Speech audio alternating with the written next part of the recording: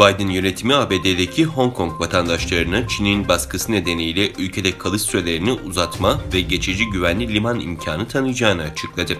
Çin Dışişleri Bakanlığı ABD'nin bu teklifini eleştirdi.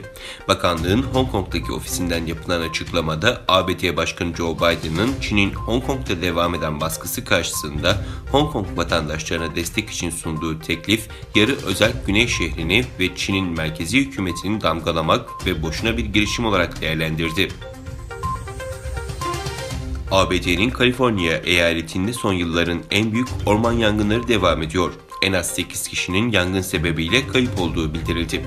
ABD'nin Kaliforniya eyaletinde yaklaşık 3 haftadır süren orman yangınları bazı yerleşim yerlerini de etkilerken afetin bilançosu ağırlaşıyor.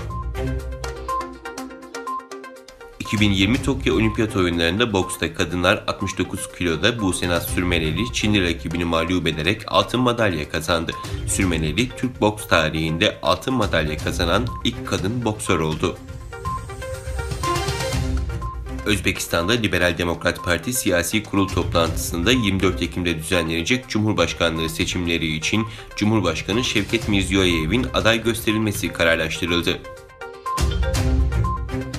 Çin Dışişleri Bakanlığı sözcüsü, Çin'in İran'la ilişkileri yeni bir düzeye taşımaya hazır olduğunu belirtti.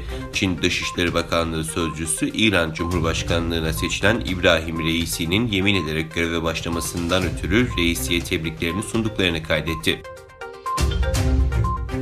ABD'de 2 Myanmar vatandaşı askeri darbeye ve yönetimi ele geçiren orduya karşı çıkan Myanmar'ın Birleşmiş Milletler Daimi Temsilcisine suikast girişimi iddiaları üzerine tutuklandı.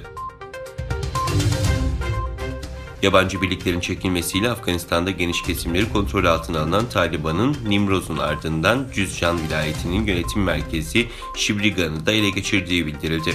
Ayrıca Taliban militanlarının Afganistan'ın kuzeyindeki Tacikistan sınırında bulunan Kunduz vilayetinin merkezindeki bazı bölgeleri ele geçirdiği, çıkan çatışmalarda 11 sivilin öldüğü, 10'u ağır 41 kişinin yaralandığı bildirildi.